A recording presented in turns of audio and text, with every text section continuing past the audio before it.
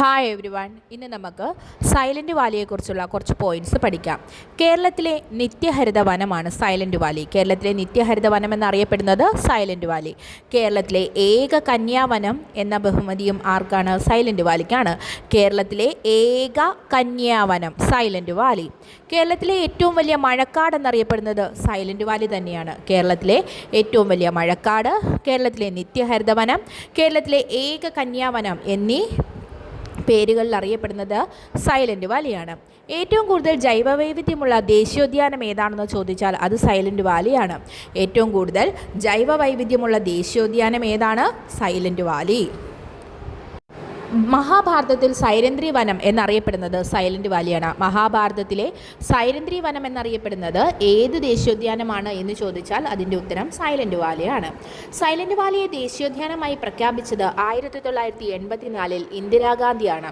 Silent വാലിയെ ദേശീയോദ്യാനമായി പ്രഖ്യാപിച്ച പ്രധാനമന്ത്രി ആരാണ്? ഇന്ദിരാഗാന്ധിയാണ്. 1984 സൈലൻറ്റ് വാലിയെ ദേശീയോദ്യാനമായി പ്രഖ്യാപിക്കുന്നത്.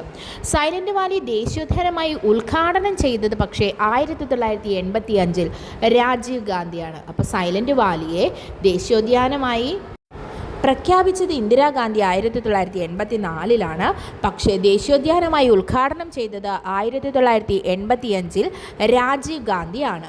നീലഗിരി ബയോസ്ഫിയർ റിസർവിൻ്റെ ഭാഗമാണ് സൈലൻറ്റ് വാലി. ഏത് ബയോസ്ഫിയർ റിസർവിൻ്റെ ഭാഗമാണ് സൈലൻറ്റ് വാലി ദേശീയോദ്യാനം? നീലഗിരി ബയോസ്ഫിയർ റിസർവിൻ്റെ ഭാഗമാണ്.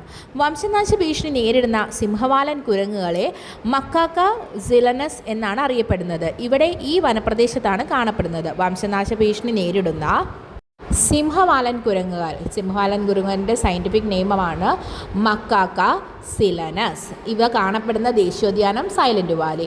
സിംഹവാലൻ കുരങ്ങുകൾ സൈലൻറ്റ് വാലിയിൽ കാണപ്പെടുന്നതിൻ്റെ കാരണം വെടിപ്ലാവിൻ്റെ സാന്നിധ്യമാണ്. വെടിപ്ലാവിൻ്റെ സാന്നിധ്യം മൂലമാണ് സിംഹവാലൻ കുരങ്ങുകൾ എവിടെ കാണപ്പെടുന്നത്? സൈലൻറ്റ് വാലിയിൽ കാണപ്പെടുന്നത്. ഈ വെടിപ്ലാവിൻ്റെ ശാസ്ത്രീയ നാമമാണ് കുല്ലീനിയ എക്സറിലാറ്റ. എക്സറിലാറ്റ എന്നതാണ് വെടിപ്ലാവിൻ്റെ ശാസ്ത്രീയ നാമം. സൈലൻറ്റ് വാലി എന്ന പേരിന് കാരണം ചീവീടുകൾ കാണപ്പെടാത്തതാണ്. സൈലൻറ്റ് വാലി എന്ന പേരിന് കാരണം എന്താണ്? ഇവിടെ ചീവീടുകൾ കാണപ്പെടുന്നില്ല. സൈലൻറ്റ് വാലി എന്ന പേര് നിർദ്ദേശിച്ചത് റോബർട്ട് റൈറ്റ് ആണ്. സൈലൻറ്റ് വാലി എന്ന പേര് നിർദ്ദേശിച്ചത് ആരാണ്? Robert right. സൈലൻറ്റ് വാലിയിൽ കണ്ടുവരുന്ന ഗോത്രവിഭാഗങ്ങളാണ് ഇരുളർ, കുറുമ്പർ എന്നിവർ. അപ്പോൾ സൈലൻറ്റ് വാലിയിൽ കാണപ്പെടുന്ന ഗോത്രവിഭാഗങ്ങൾ ആരൊക്കെയാണ്? ഇരുളറും കുറുമ്പരുമാണ്.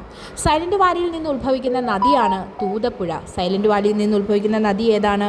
തൂതപ്പുഴയാണ്. സൈലൻറ്റ് വാലിയിൽ നിന്ന് ഉത്ഭവിക്കുന്ന നദി തൂതപ്പുഴയും സൈലൻറ്റ് വാലിയുടെ ഒഴുകുന്ന നദി കുന്തിപ്പുഴയാണ്. ഇമ്പോർട്ടൻ്റ് ആണ്. സൈലൻറ്റ് വാലിയിൽ നിന്നും ഉത്ഭവിക്കുന്ന നദി ഏതാണ്? അത് തൂതപ്പുഴയാണ്. സൈലൻറ്റ് വാലിയിലൂടെ ഒഴുകുന്ന നദി ഏതാണ്? അത് കുന്തിപ്പുഴയാണ്. സൈലൻറ്റ് വാലി സ്ഥിതി ചെയ്യുന്ന ജില്ല പാലക്കാട് ജില്ലയാണ്. സൈലൻറ്റ് വാലി സ്ഥിതി ചെയ്യുന്നത് ഏത് ജില്ലയിലാണ്? പാലക്കാട് ജില്ലയിലാണ്. അപ്പോൾ സൈലൻറ്റ് വാലിയോട്ട് ചോദിക്കുമ്പം ഇമ്പോർട്ടൻ്റ് ആയിട്ടുള്ളത് ഏതൊക്കെയാണ്? സൈലൻറ്റ് വാലിയിൽ നിന്നും ഉത്ഭവിക്കുന്നത് തൂതപ്പുഴയും ഒഴുകുന്നത് കുന്തിപ്പുഴയുമാണ്. അതുപോലെ തന്നെ സൈലൻറ്റ് വാലി എന്ന പേര് നിർദ്ദേശിച്ചത് ആരാണ്? റോബർട്ട് റൈറ്റ് ആണ്. സൈലൻറ്റ് വാലി എന്ന പേരിന് കാരണം എന്താണ്? അവിടെ ചീവീടുകൾ ഇല്ലാത്തതാണ്. അതുപോലെ തന്നെ സിംഹവാലൻ കുരങ്ങുകൾ കാണപ്പെടുന്നത് എവിടെയാണ്? സൈലൻറ്റ് വാലിയിലാണ്. സിംഹവാലൻ കുരങ്ങുകൾ കാണപ്പെടാൻ കാരണം സൈലൻറ്റ് വാലിയിലെ വെടിപ്ലാവിൻ്റെ സാന്നിധ്യമാണ്. സൈലൻറ്റ് വാലിയെ ദേശീയോദ്യാനമായി പ്രഖ്യാപിച്ചത് ആരാണ്? ഇന്ദിരാഗാന്ധിയാണ്. 1984 സൈലൻറ്റ് വാലിയെ ഉദ്ഘാടനം ചെയ്തത് ആരാണ്? ദേശീയോദ്യാനമായി ഉദ്ഘാടനം ചെയ്തത് 85 നമ്മുടെ രാജീവ് ഗാന്ധിയാണ്. അതുപോലെ തന്നെ സൈരന്ധ്രി വനമെന്നും ഏക നിത്യഹരിത വനമെന്നും അതുപോലെ തന്നെ ഇതൊക്കെ ഈ പേരുകളിലൊക്കെ അറിയപ്പെടുന്നത് ഏതാണ്? സൈലൻറ്റ് വാലിയാണ്. ഏക കന്യാവനം, വലിയ മഴക്കാട്, അതുപോലെ തന്നെ സൈരന്ധ്രി എന്ന മഹാഭാരതത്തിൽ പറഞ്ഞിരിക്കുന്നത് സൈലൻറ്റ് വാലിയെയാണ്. സൈലൻറ്റ് വാലിയിൽ കാണപ്പെടുന്ന വിഭാഗമാണ് ഇരുളർ, കുറുമ്പർ. അപ്പോൾ സൈലൻറ്റ് വാലിയെക്കുറിച്ച് ഉള്ള ഫാക്റ്റുകൾ, സൈലൻറ്റ് വാലിയെക്കുറിച്ച് ഇതിനപ്പുറത്തേക്ക് നമുക്ക് പരീക്ഷയ്ക്കൊന്നും ചോദിക്കില്ല. നമ്മൾ ചെറിയ പോർഷൻസ് ആയിട്ട് പഠിക്കുന്നത് എന്താണെന്ന് ചോദിച്ചാൽ ഇമ്പോർട്ടൻ്റ് ആയിട്ടുള്ള നമ്മുടെ ഓർമ്മയിൽ ഓർത്തിരിക്കാൻ വേണ്ടിയിട്ടാണ്. നമുക്കിതൊക്കെ ഓർത്തിരിക്കാൻ വളരെ എളുപ്പമുള്ള കാര്യങ്ങളാണ്. 2-3 തവണ കേൾക്കുന്നതിലൂടെ നമുക്കിതെല്ലാം ഓർത്തിരിക്കാൻ സാധിക്കും. അപ്പോൾ അടുത്തൊരു ചെറിയ ടോപ്പിക്കുമായിട്ട് നമുക്ക് അടുത്ത വീഡിയോയിൽ കാണാം. നിങ്ങൾക്ക് ഇത് ഉപകാരപ്രദമാണെന്ന് തോന്നുവാണെങ്കിൽ നിങ്ങളൊന്ന് ലൈക്ക് ചെയ്യുക, ഷെയർ ചെയ്യുക, മറ്റുള്ളവരിലേക്ക് എത്തിക്കുക. Thank you all. Have A nice day.